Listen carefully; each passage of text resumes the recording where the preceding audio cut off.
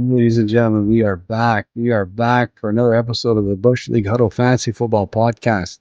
I am Fabio, joined again, as always, with Raj and Nacc. We have not one but two Monday night games to quickly recap before we dive into our loves and hates for Week 4. Very exciting times. Thank you to come aboard this wonderful journey with us. A few things happened last night. Some we kind of knew, and some we're discovering. Josh Allen is your QB1 and probably number one overall fantasy player. I don't even think there is any type of discussion that we can have for that. I think it's pretty much understood at this point. Jaden Daniels, though, looks like he could be him. And as Guido said in our thread the other day, he's like the second coming of Jesus, and I don't think he might be wrong. Trevor Lawrence doesn't seem to be living up to hype anymore. And what the hell is going on in Cincinnati? 0-3 to start the year. But before we really dive into our super duper fantasy focus expert analysis, ladies and gentlemen, please, please, please like, follow, and subscribe on all of our social media, our Instagram, our TikTok, our Twitter, Apple Podcasts, YouTube, Spotify. We're everywhere, and we're coming at you twice a week, every week until the wheels fall off. So let's get this train rolling. So now let's dive into the wonderful slate of Monday night games, starting off with the Bills versus the Jags. Guys, the Bills wrecked the Jags. Like Allen threw for 4 TDs, another 44 rushing yards on the ground, practically a perfect passer rating. They clearly don't miss Stephon Diggs, as Allen is getting it done regardless and really spreading the ball quite a bit. But I do have a few questions to kick this off with you guys. Are the Jags this bad? Like, can you start Trevor Lawrence with confidence as a QB2? No. You can't anymore. Like, it's the way he's been playing lately right now. Like, if he's your QB2 in a 2 quarterback league, like you have some concerns. You have to have some concerns for the rest of the season. That whole team is just bad. It's just like not in sync, I find. Like something I feel is off, or they're just trying the same things expecting different results, which I don't know. It's just weird, man. He got his money and it's not getting better. So I think the defense was very bad, like very, very, very bad yesterday. So I think that put them in a tough situation where they had to throw. I think they need to run the ball better for sure. I think they're trying to put too much in Lawrence's hands. Where, like, I get it, you pay that guy like 200 and whatever million it is, crazy amount of money guaranteed. You'd expect for him to have more output because he is the face of the franchise. Yeah. But it starts with the defense. It was atrocious yesterday. So, Raj, I think it was you that shared in the thread today, Shannon Sharp going off about Joe Burrow not doing enough to get the win. Like, how come he's not going off about Trevor Lawrence? Like, he brought up the whole, like, he makes $55 million a year. So, it's not enough. Like, how come people like are not? He didn't do enough to get. Yeah. That's a great point. I think with Lawrence, he's still getting that inherent credit that he always got from Clemson. Right, he was the next Peyton Manning when he was at Clemson. He could do no wrong, and I still think he's living off that past experience, that past success at Clemson, and I think now it's starting to come to fruition where people are really realizing that he might not be the quarterback that we expected him to be. No, definitely not. But Khalil Shakir, though, is he like a wide receiver 2 the rest of the way? 3 straight games of over 10 points. Targets are going up each week. He went from, he's been like pretty much doing a very, very, very pretty good job so far in that offense, despite not having a true wide receiver 1. Like, can you trust this guy week in, week out as a wide receiver 2? Yeah, I don't know if I'd go as far as wide receiver 2, but definite in, like, you've got to get him in your lineup. So maybe wide receiver 3 or flex play, but 10 points doesn't scream off the page. But no, I would definitely have him. In my lineup, wide receiver 3 flex without a doubt. Yeah, I think now he's a lineup staple. Yeah, I agree with that. Just quickly, Raj, you touched on the whole rushing issue there with the Jaguars, but Etienne is still the starting dog. Like, you saw him, like, he didn't have a lot of touches yesterday night. He put up 11 carries, 68 yards, 6.2 rushing yards per carry. Tank seems to be only getting 2 carries and not really that involved in the passing game. So are we concerned about Tank anymore going forward? I think it's the game script that led it to be more Etienne. If I recall correctly, I know for sure in the Miami game, the first game that the Jaguars played, it was a pretty even split.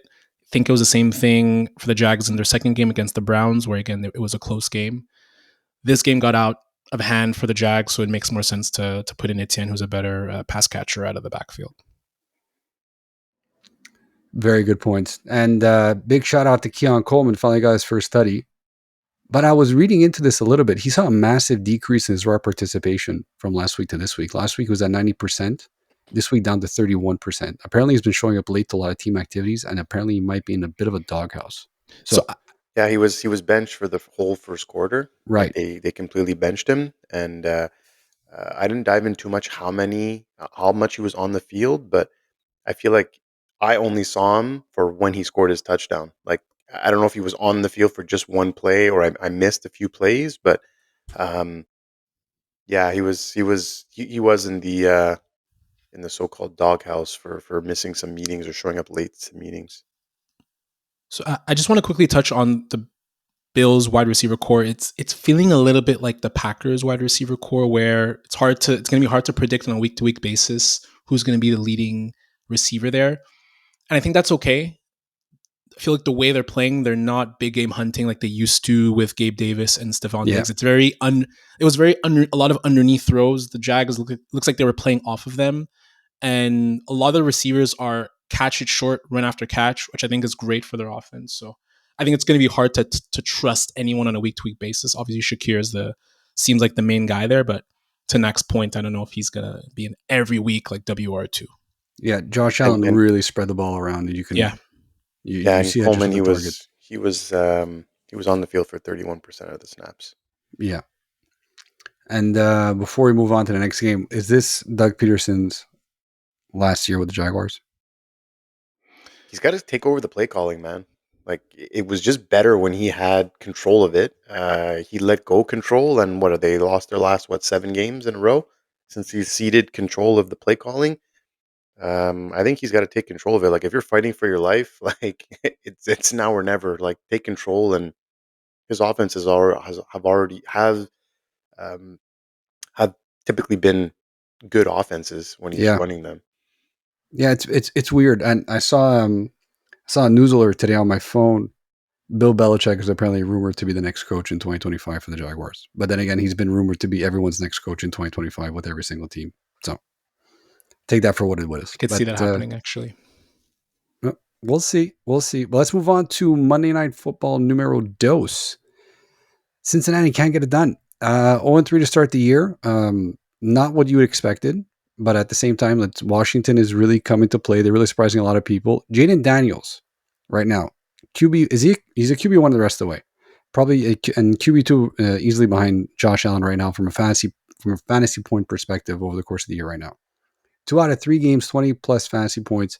His schedule doesn't scare you. Has he finally arrived?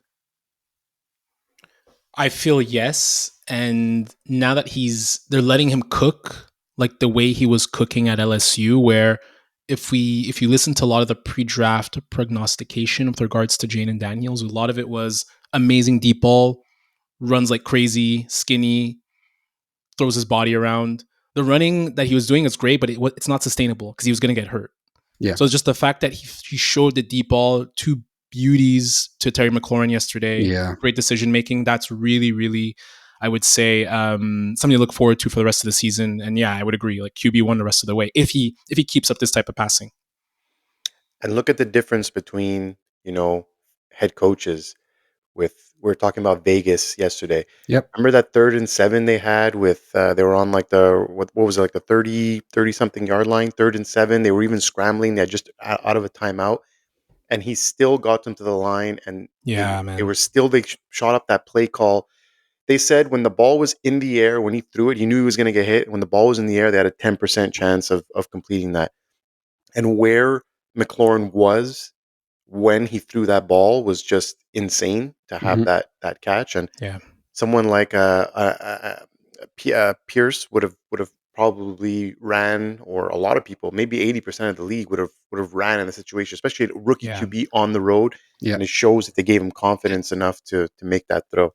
And I love the moxie, like the let's go, like get the play faster, He's screaming at Cliff Kingsbury. confident I love seeing that. I think Yeah. that match is awesome. Yeah. Them two It's together is great to going to see. be He's cutting really into his cool. own already in the third game of the season. It's fantastic. But Joe Yeah. Burrow and Jamar Chase seems like they also finally showed up and balled out too. I think we can put the brakes on the panic for them for the rest of the season. I think it's fair to say. Nah. Burrow, 300 yards passing, 3 touchdowns. He did enough, but not according to Shannon Sharp, but that's okay. Jamar Chase, like this, hopefully is a sign of things to come going forward. Yeah. We're going to touch quickly on Andre Yosivas. Did I get that correct? Yosivas. Yoshivash. Yosivas. The Romanian Rocket, Lucas's favorite player. He's making a strong case for a weekly flex play. He has 2 straight games of 15 fantasy points, 3 touchdowns so far. I mean, T. Higgins, is he the odd man out before long, or is this just a temporary thing, and then T. Higgins is just coming up to speed right now? It was his first game back from a hamstring. I didn't expect T. Higgins to go off last night. Definitely expected Jamar Chase to go off, which he did. Mm-hmm. And Yosivas, like you said, he was the culprit for another TD. I think, look, the more T decides to ramp up, the more he's going to take away from Yosivas. So I don't know. I'd pump the brakes a little bit more on him. Yeah, I think this is the 2024 version of Tyler Boyd in the Bengals offense. I think that whenever one of them goes down, you're going to see Andre come up and like put up some points. But I agree with you, Nacc. I'm not really too concerned about a weekly flex play going forward. But obviously, keep your eye on him and the injuries that would happen with the Bengals wide receivers before you put him in. Chase Brown and Zach Moss seem to be in a legit timeshare with Moss getting the goal line work in PPR, 5 receptions versus 2 receptions respectively. I don't know. Like, can you trust either of these guys in a flex play? Nope.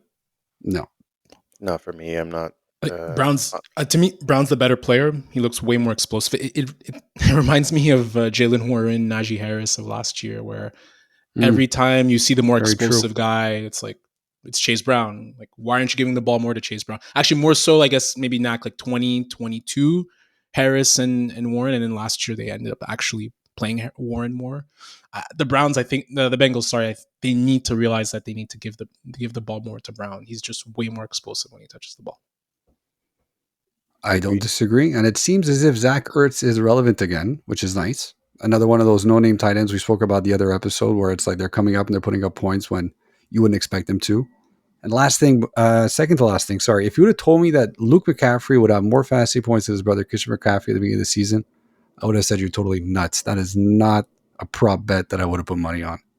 Last thing, Eckler got banged up, diagnosed with a concussion, so might miss next week unless he clears the protocols.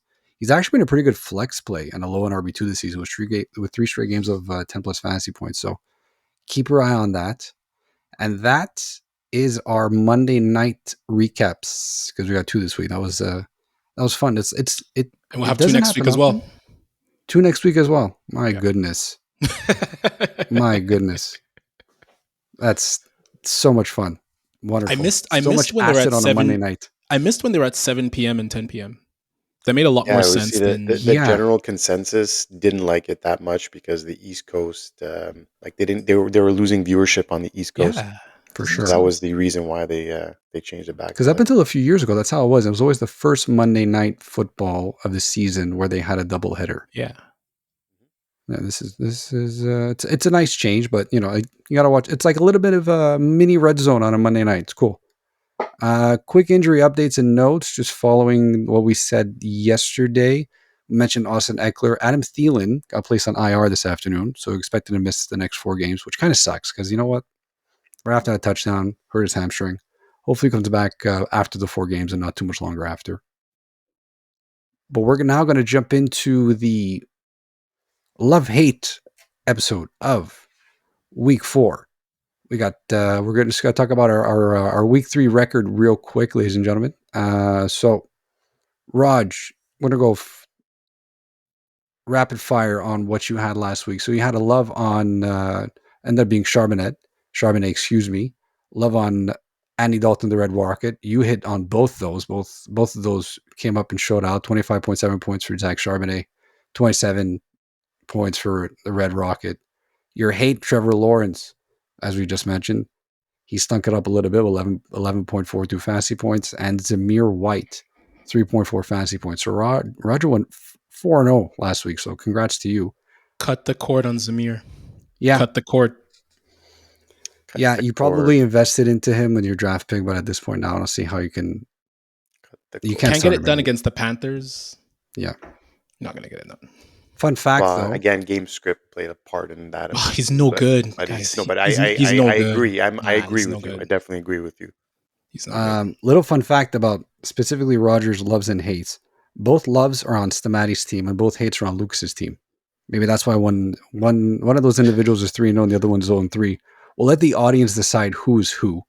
Nacc, last week your loves were Keon Coleman. He put up 9.4 points. He got his tutty. We're going to give you a win on that. And Love and I, you had Kittle and Ayuk, so more Ayuk because Kittle was injured. He only put up 9.8 points. You got a loss on that one. Your hates were Anthony Richardson and Jaden Daniels. Anthony Richardson stunk it up again. So good call on that. Jaden Daniels went off with a nice 30 burger. You went 2-2 for the week. He taught me a lesson. Yeah, that's okay. He taught everyone a lesson. Goddamn Bengals. Yeah. The Bengals are who they thought they were. And that's an 0-3 team, and that is really unexpected. Now, my loves last week, I had DJ Moore put up 15.2 fantasy points. Better showing than the week before. Bit of a push. Still didn't get that touchdown that I expected. I had Tony Pollard, who did not do as expected. Only put up 5.9 fantasy points. I'll take the L on that. CJ Stroud, 12.8 fantasy points. As expected, he struggled. And then Drake London, he, again, put up better points and better receptions and targets than last week. 18.7 points. I'll happily take the L on that. I really want to start seeing him turn into some fantasy 2 weeks points. in a row. Yeah, 2 weeks in a row. So that's it's something to look forward to. He's finally maybe making that connection with Kirk Cousins. So our record for last week, ladies and gentlemen, was 7-4-1. We're looking to change that this week. Go perfect 12-0. We're going to start off with Raj. Who are your loves for the week? My first love for week 4 is surprisingly Caleb Williams against the Rams. We said it on our previous show that Caleb Williams has been getting better and better. And the Rams defense, we saw what they did against Brock Purdy. They got absolutely shellacked. The Rams are allowing the second most fantasy points to QBs in 2024. And their issues are mostly in the secondary. And I think the Bears O-line is starting to get better and better. I think they're starting to figure out pass plays where they need to get the ball out to Caleb Williams faster. So I really like this as being the best pro game for Caleb Williams so far against the Rams at home. I think they just got to slow it down for him a little bit. I feel like it's just going way too fast for him. He's going too fast. But they got to help him and coach him in slowing things down and making it more, let's just be more routine and make the throws, make the easy throws when you need them. He's also I feel like he's got that chip of being the first overall pick. So it's like he feels the need to have to go over the top and overperform. But I think that's where the coaches need to step in and be like, so just slow it down, see the field. If it's there, take it.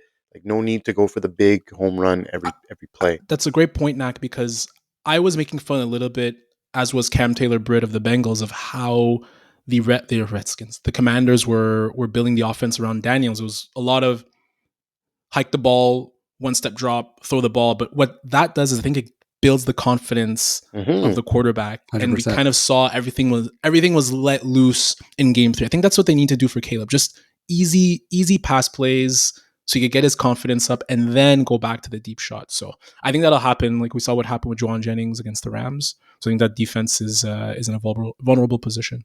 His attempts have gone up every single game since the first game. That's not good.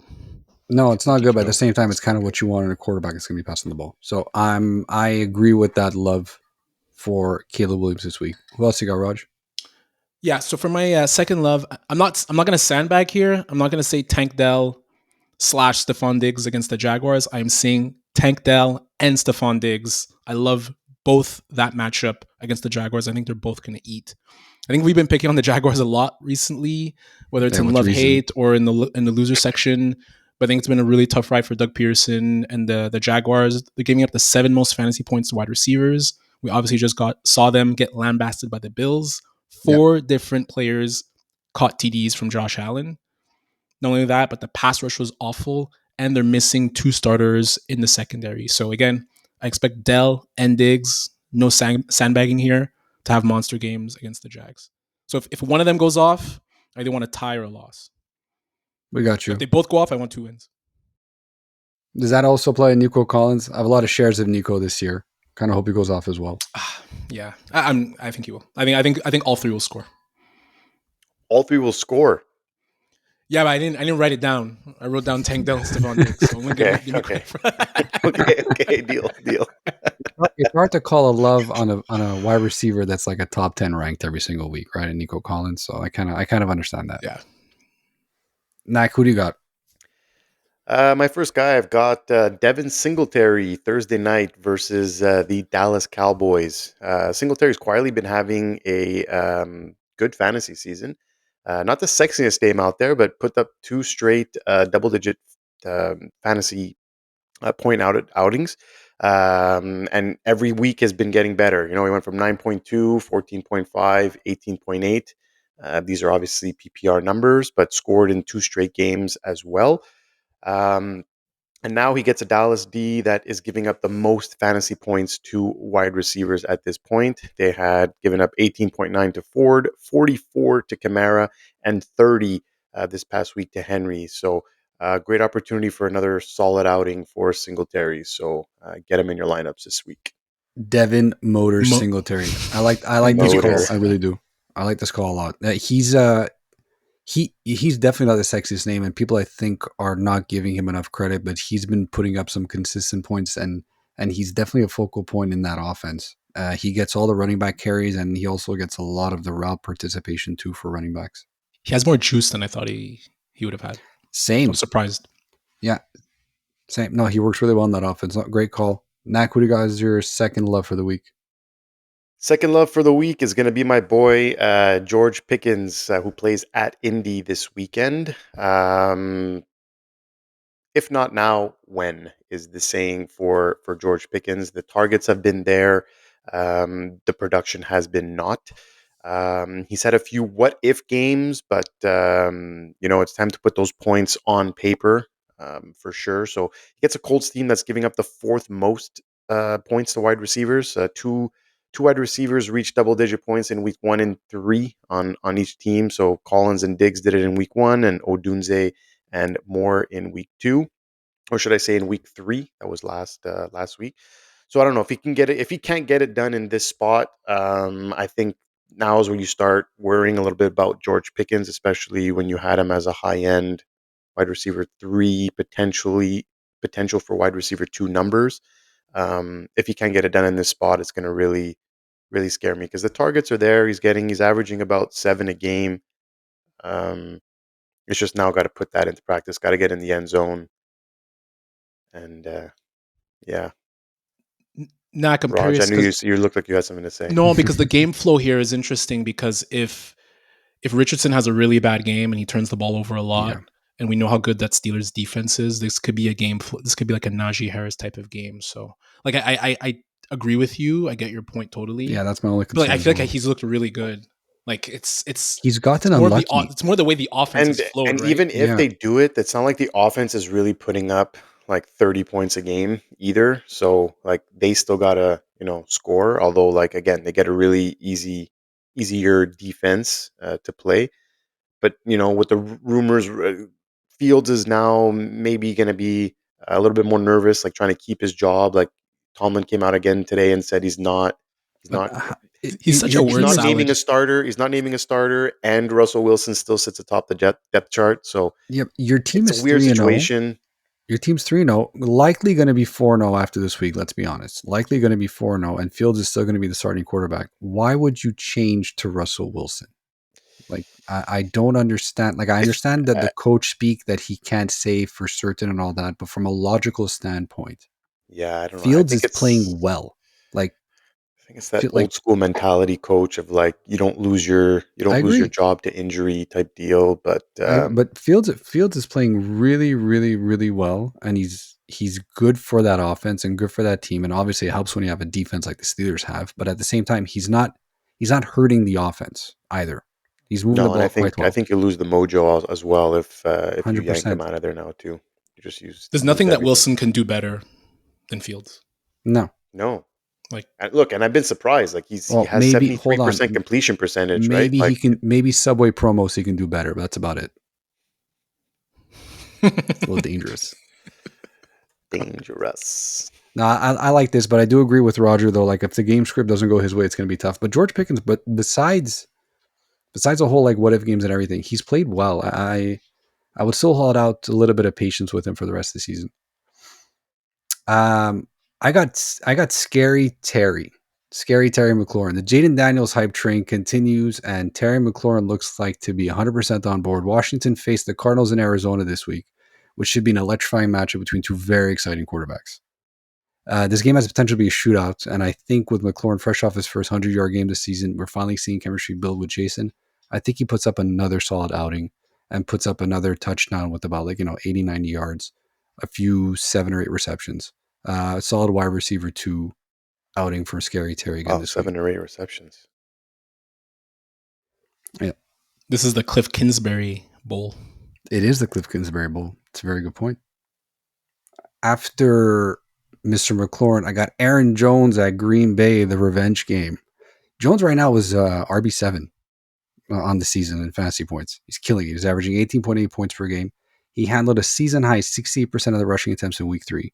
Green Bay are giving up the 14th most fantasy points to running backs. Not horrible, but I think this is a revenge game for Aaron. So I expect him to go nuclear and hit those RB1 numbers again. Probably do a nice little Lambeau leap when he gets in the end zone too, just to really give it to the Green Bay faithful. Mind you, I don't think there's any bad blood there, but still. Yeah, I like that one too. He's looked good as well. He's gotten better and better every game. Listen, I'll be the first one to say it. I didn't expect him to look this good.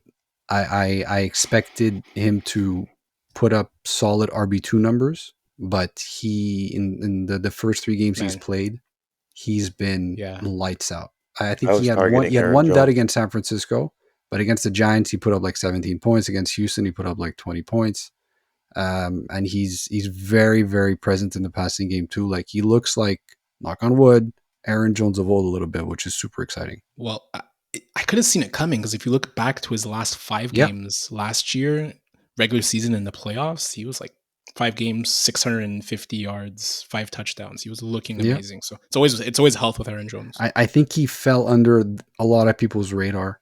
Yeah. And the fact that Kirk Cousins left Minnesota, everyone thought that team was going to be just a garbage dump with Sam Darnold at the helm, but you can see that's not the case at all. They took up everyone's rejects and they're actually making it work, right? So, guys, the older backs are looking really good. The 28 and up backs, like Kamara, Jones, Henry, Mixon before the injury, they all look really good. That I want to see if it's sustainable. That's that's my only issue is it's the beginning of the season, you're fresh, right? So yeah. Totally. Let's see if we're having the same discussion in 4 or 5 weeks. Agreed. Very good point. So moving right along. So those are our loves for the week, ladies and gentlemen. We're expecting to go a nice little 6-0 on that, 100%. We're gonna move on to the hates right now. Raj, we're gonna tee it up with you over here. Who's your hate for the week? Who are your hates for the week? Excuse me. Yeah, the first matchup I hate this week: Garrett Wilson against the Broncos. Wilson lands on Pat Surtain Island.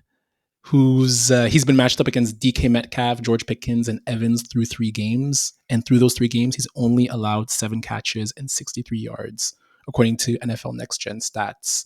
The Broncos defense has allowed the second fewest fantasy points to wide receivers through 3 games. And I find the chemistry between Rodgers and Wilson has looked a little bit iffy. Yes, there's been some good catches here or there, but he's currently the wide receiver 30 behind his teammate Alan Lazard. So I think the big game from Wilson is coming, but not this week.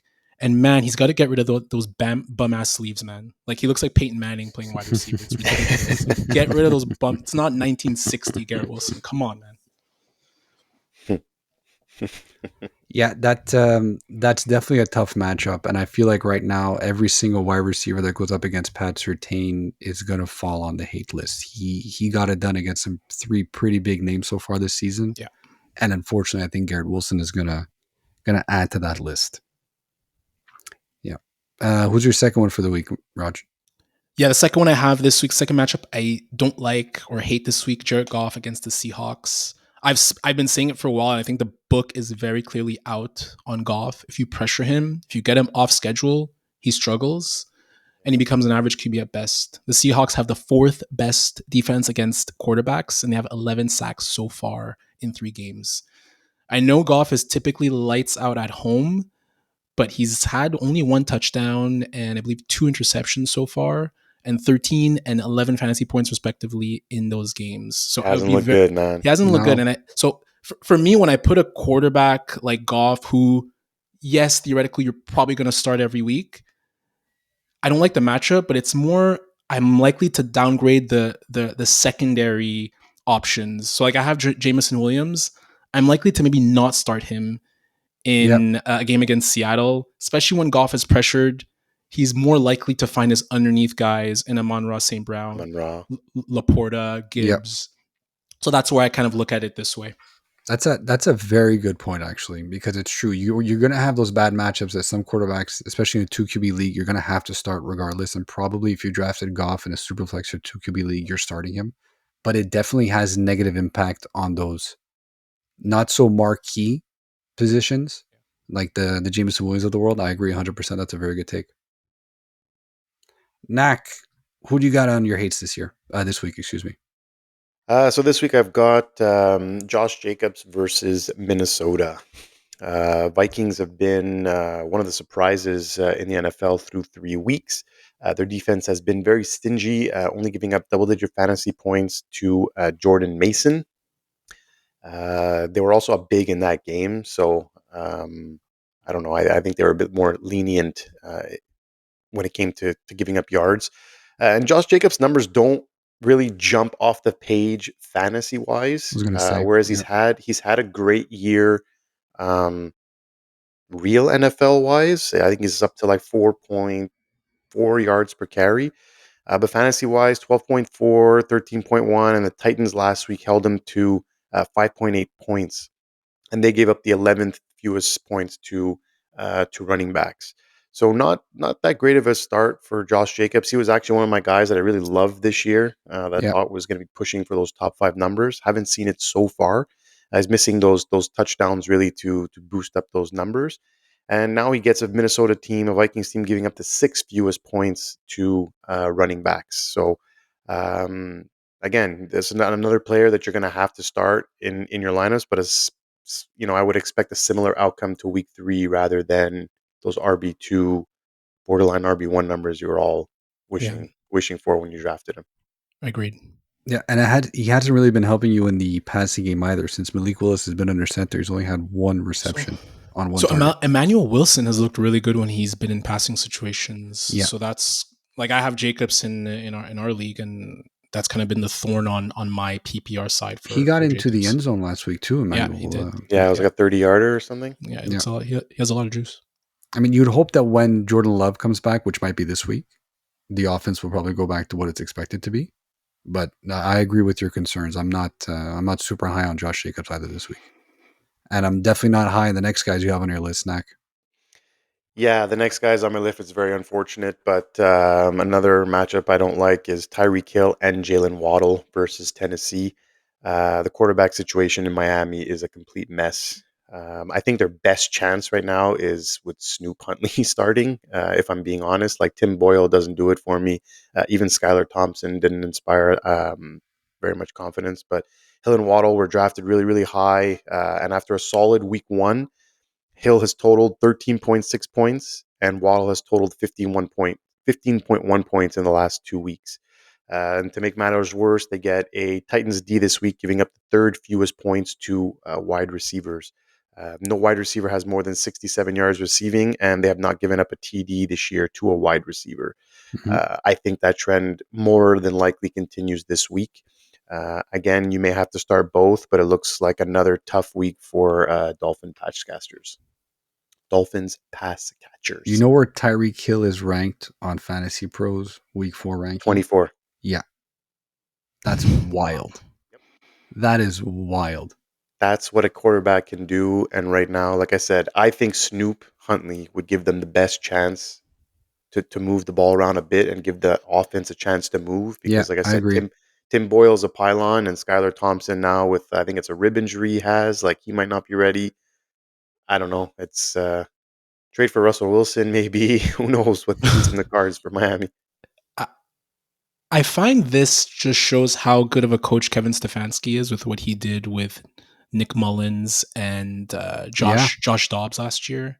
Guys who are probably the same caliber as Skylar Thompson and Tim Boyle and Huntley. Like, and they both teams have amazing and elite wide receivers. We saw what not Stefanski, Kevin O'Connell, excuse me. O'Connell. Yeah, he's the real QB guru. He's the real QB whisperer, man. Like, he is. He's making Sam Darnold look like an MVP candidate. Like, that is not to knock Sam Darnold there, but like, I mean, no one expected him to be passing for 4 touchdowns every game and leading the league in every single QB statistical category. There's been notes that said like the Jets was like the complete wrong organization for him. Yeah. In Carolina too, they never gave him like a fair shot, and then he backed up Purdy last year, and everyone only had good things and raving about him practice-wise last year, that he looked really good in practice, and they said he was the best thrower ever in 49ers history. He was a really good thrower. Like, there was a lot of, and now look, he comes in 3-0 and he's looked 9 TDs. I think he's leading the league in TD passes through 3 weeks. He has to be. It just goes to show, you're right. Coaching does make a huge difference. 100%. Yeah, it pains me to say it, but you really got to fade every single Miami pass catcher right now. And even you got to think it's also going to affect the running back group as well. Like Devon Achane, you're probably starting him too, right? But you're not, the game script won't be in his favor either. So you got to hope for a lot of PPR stuff in the background. My hates for the week, I got Jonathan Taylor versus Pittsburgh. So we just spoke, we were chatting about the Pittsburgh Steel Curtain the other day. I mean, Taylor is obviously coming off a hot game last week. We ran for 110 yards and 2 scores, but Pittsburgh giving up the second fewest fantasy points to running back so far. You don't like this matchup, but you probably don't have any better options. Taylor and the entire Indy offense, so like as we mentioned before, will struggle despite being at home versus Pittsburgh. I expect RB2-like numbers for Taylor unless he gets really saved and gets into the end zone, but the game script, again, I don't think is going to go his way, and Anthony Richardson might be forced to throw the ball, which will just leave for more possession for Pittsburgh and less time for him on the field. Still RB2 numbers, eh? I mean, yeah, like low end there. Like RB2 numbers could be like 13 points, right? But I'm not expecting him to put up another 110 yards and 2 scores. You got to fade him this week. Pittsburgh are not a joke of a matchup, and you saw what they did to J.K. Dobbins last week. We spoke about that yesterday. They're a very, very, very good defense. JT has become like how Derrick Henry was last year on third downs. They don't play him at all. Yeah, they don't trust him on pass coverage, and he doesn't run routes.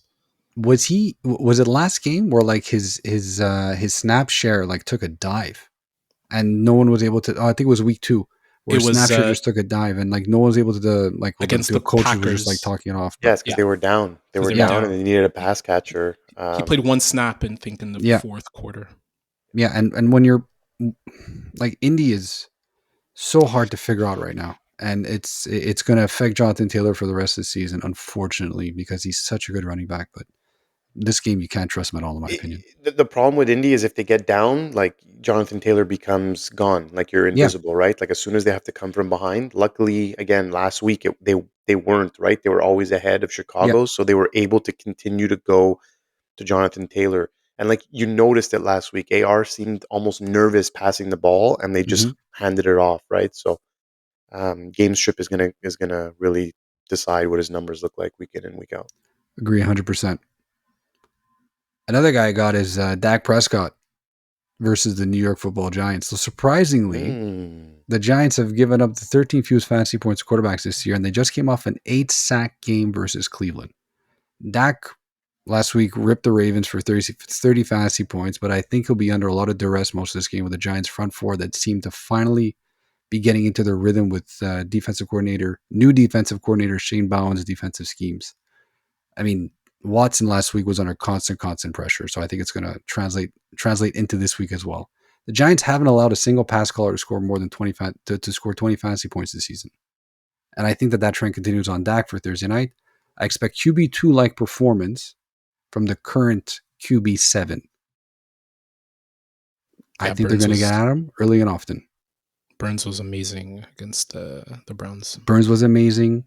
Dexter Lawrence should win Defensive Player of the Year. He's amazing. It's just you never know with these Thursday games. It's always a wonky Thursday night game. So you know what? Maybe I tend to agree that Prescott maybe because remember what was it? It was Josh Allen versus Miami, 10 fantasy points.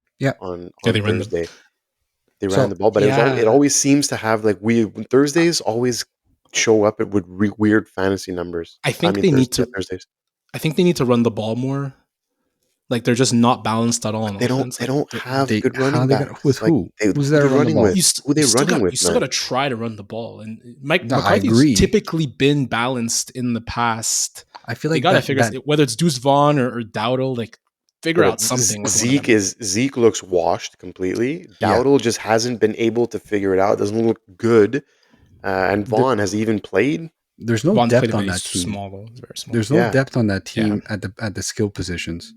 Like you have CeeDee Lamb, yes. You have Dak Prescott, yes. But then like it's pretty much devoid of talent. Like not to knock any of the other players on there, but Colbert, I guess, has looked good in the last couple weeks. But yes, they are definitely thin at like you're looking at the Dallas Cowboys right now, where they're standing at 1-2. They're not scary.